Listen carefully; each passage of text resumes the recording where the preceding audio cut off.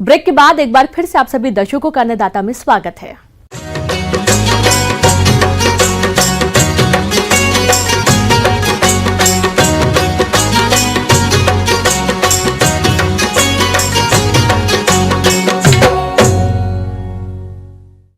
खरीफ फसलों की रुपाई बुवाई का काम लगभग पूरा हो चुका है। अब कुछ दिन बाद किसान निराई में लग जाएंगे, लेकिन अभी किसान भाइयों के पास टमाटर की खेती से अतिरिक्त कमाई करने का मौका है। अगर वैज्ञानिक तरीके से टमाटर की खेती की जाए तो किसान अच्छा लाभ हासिल कर सकते हैं। आइए टमाटर की वैज्ञानिक खेती के बारे में जानते हैं कृषि वैज्ञानिक डॉक्टर आरबी शर्मा से।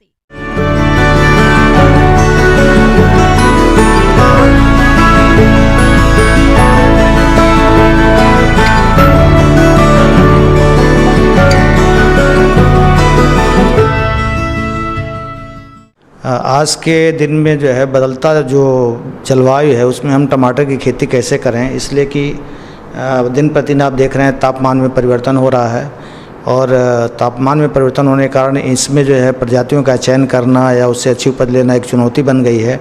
तो ऐसे समय में जब जलवायु परिवर्तन की दिशा में हम लोग बढ़ रहे हैं, उसमें हम कौन कौन सी सावधानियाँ बरतें, कौन कौन सी वैरायटी उसमें यूज़ करें कि जिससे हमारा प्रोडक्शन ज़्यादा से ज़्यादा अच्छा हो। तो हम टमाटर की खेती के बारे में बताएंगे, लेकिन इसमें जो है लगाने का समय अभी देखिए, ये जो है जो मैदानी भाग में जो शरद ऋतु का जो है उसको जुलाई सितंबर से लेकर जुलाई से सितंबर तक उसको जो है हम लगाते हैं और पौधरोपण का समय हमारा अगस्त से लेकर अक्टूबर तक चलता है।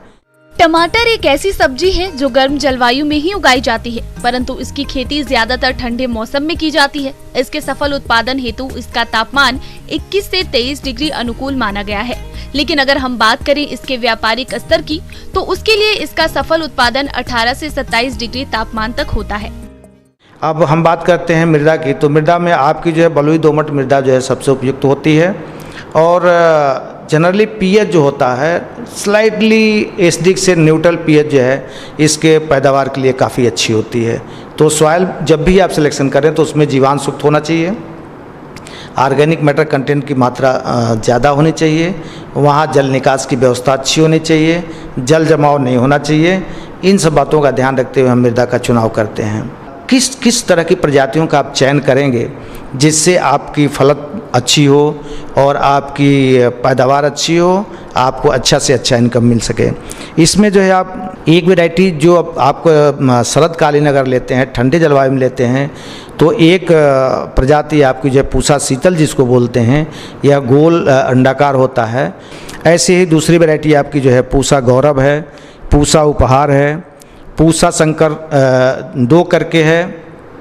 ये सब प्रजातियां आपकी जो है शरदकालीन है। शरदकालीन जब आप उगाएंगे उसमें आप लगाएंगे। और भी है प्रजातियां बहुत हैं, अर्का सौरभ है, काशी अमन और काशी विशेष जो Banaras IIBR Indian institute of vegetable research से आपका जो है बनारस इसका जो वेजिटेबल का शोध संस्थान है वहाँ से निकाली गई है।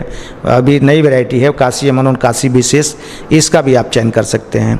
दूसरी अगर देखें उन्नत आपकी संकर किस्में भी हैं जिसमें आपका स्वर्ण संपदा है, काशी अभिमान है, ये सब प्रजातियाँ आप सेलेक्ट कर सकते हैं। तो इसमें कुछ प्रजाति आपकी जैसे है पूसा सदाबहार है, अभी अपने यहाँ की एक वैरायटी निकाली गई है सबौर सदाबहार, यहाँ सबौर से निकाली गई है, सबौर सदाबहार है। पूसा शंकर 1 है, अर्का विकास है, ये पन टमाटर 5 है। और भी तमाम प्रजातियाँ हैं जो इससे आप लगा करके इससे जो है अच्छी पैदावार आप ले सकते हैं। बात करें बीज की मात्रा की, तो 1 एकड़ में पनीरी उगाने के लिए 100 ग्राम बीज की मात्रा का प्रयोग करें।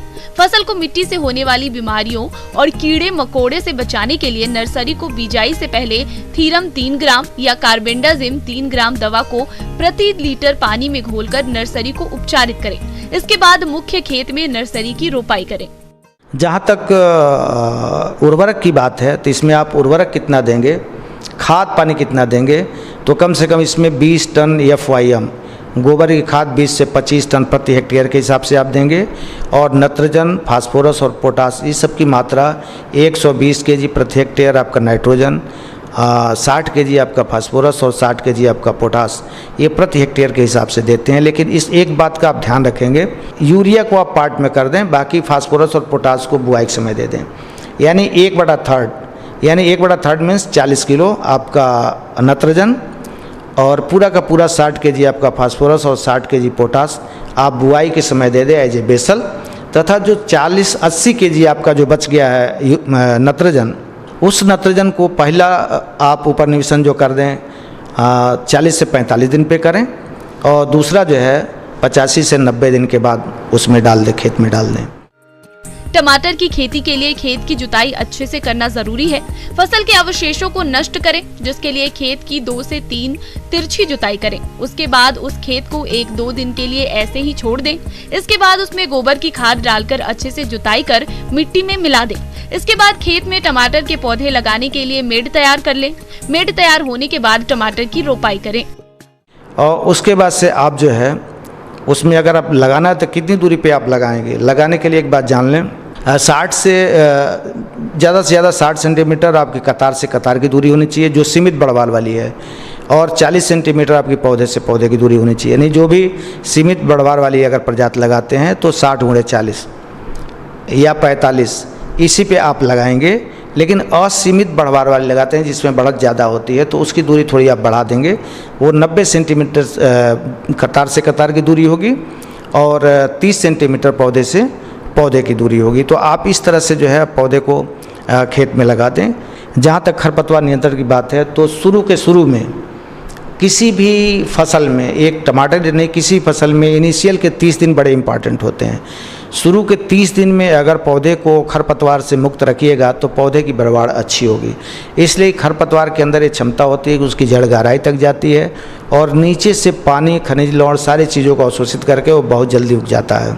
तो इसके लिए आप करें कि आप कोई भी खरपतवार नाशी जो है आपको जो है, चाहे आपका पेंडिमेथालिन है तो 3.3 लीटर पर हेक्टेयर के हिसाब से आप जो है लगाने के 1-2 दिन बाद आप उसमें दे सकते हैं। ध्यान रहे कि जब लगाएं तो उसमें नमी बराबर बनी रहे। आगे और भी है खेती बाड़ी से जुड़ी बहुत सी रोचक जानकारियां। यहाँ रुकेंगे एक और छोटे से ब्रेक के लिए।